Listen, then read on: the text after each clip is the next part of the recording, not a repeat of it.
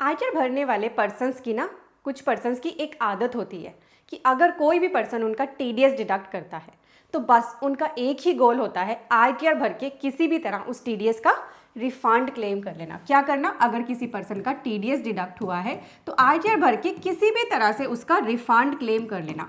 Even कुछ persons का तो आयकर फाइलिंग का पर्पस होता है बस टीडीएस कटने पर उसका रिफंड लेना।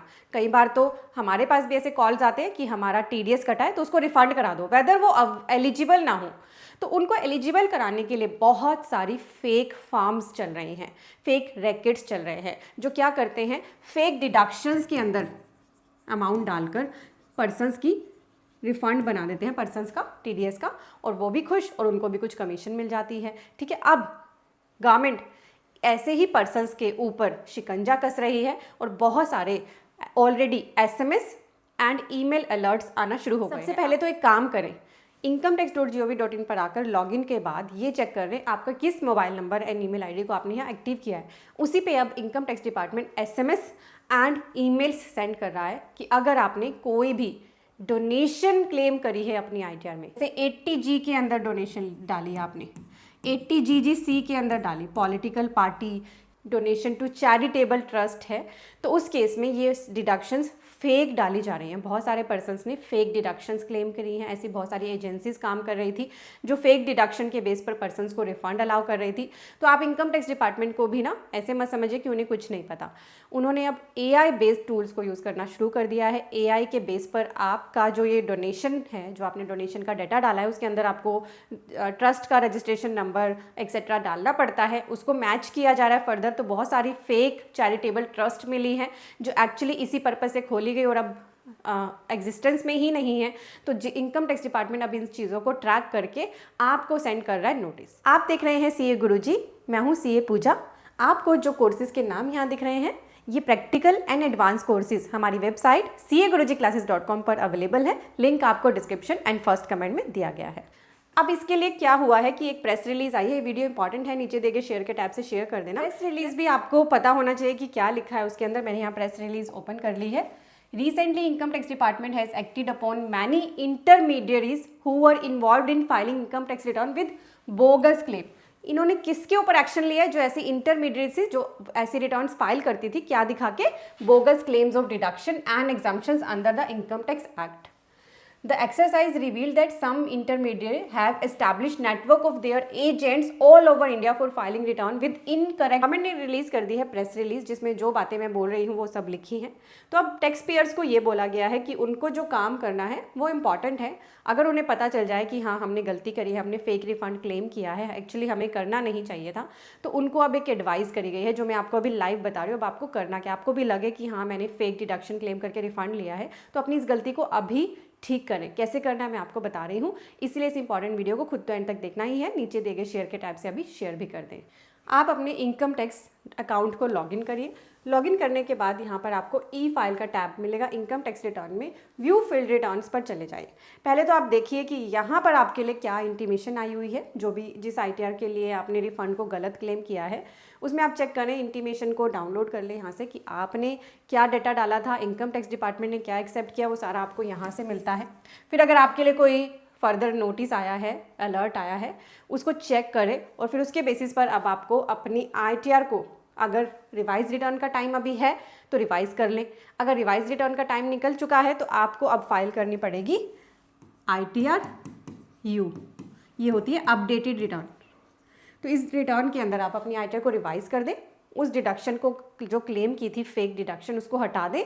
उसको हटाने के बाद अब आपकी इनकम इंक्रीज हो गई होगी, तो उसके बेस पर जो भी टैक्स बनेगा प्लस जो उस पर इंटरेस्ट बनेगा उसके साथ उसको पे करके अपडेटेड रिटर्न को फाइल कर दें, तो आपको कोई भी इशू नहीं होगा। तो आपको एक अपॉर्चुनिटी दी गई है अभी। अदरवाइज फ्यूचर में अब आप कहेंगे कि हम नहीं करते ये चीज़, हमें क्या फ़र्क पड़ता है, हमें तो हमने रिफंड क्लेम किया, हमें रिफंड दो। तो आपकी होगी आगे स्क्रूटनी। जिनको भी डिपार्टमेंट ने चेक किया है, जिनके लिए भी लग रहा है कि फेक डिडक्शंस क्लेम किए, उनके पास उनकी होगी अब स्क्रूटनी।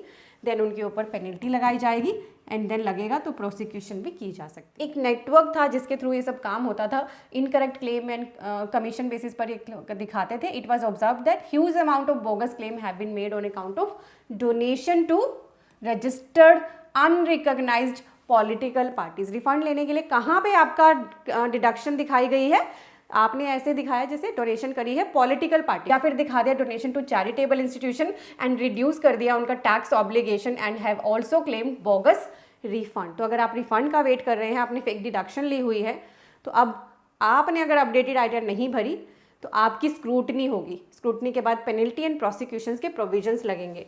बहुत सारी जगह पर तो एविडेंस मिले हैं कि ये जो RUPP हैं, बहुत सारे पर्सन तो नॉन फाइलर हैं, नॉन ऑपरेशनल हैं at their registered address and are not engaged in any political activity were being used as conduct for routing funds, hawala transactions, cross border remittance and issuing bogus receipt of donations. इनको बहुत सारे evidence मिले हैं इनके against. तो CBDT ने अब अपनी डेटा ड्रिवन अप्रोच के साथ ये डिटेक्ट किया है suspicious claims and identification of high risk behaviour practice. जिसने भी इन सेक्शंस में डिडक्शन क्लेम की है, the data analytics indicate that many taxpayers are suspected and be indulge in claiming deduction for donation made to suspicious entities और have not provided relevant information to ascertain genuineness of entity. Campaign income tax department का चलता रहता है, तो बहुत सारे person ने already revise return डाल दी थी for assessment year 25-26 and have filled updated return of past years. A targeted nudge campaign have been launched as a taxpayer friendly measure, providing them opportunity to update the ITR and withdraw the wrong claim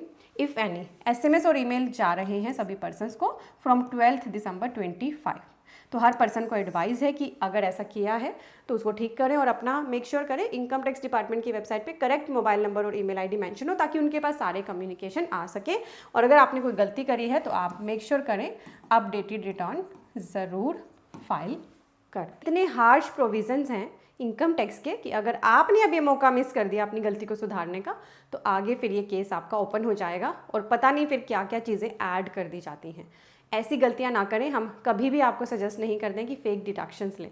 हमेशा genuine tax payer बने। अगर आपका TDS कटा है और वो TDS फिर आपके टैक्स के अकॉर्डिंग जेन्युइन है, बनता ही है, आपका कोई रिफंड नहीं बनता, तो गलत रिफंड क्लेम ना करें, क्योंकि जो टैक्स आप दे रहे हैं वो कंट्री के लिए ही यूज़ होता है, आप ही की भलाई के लिए यूज़ होता है।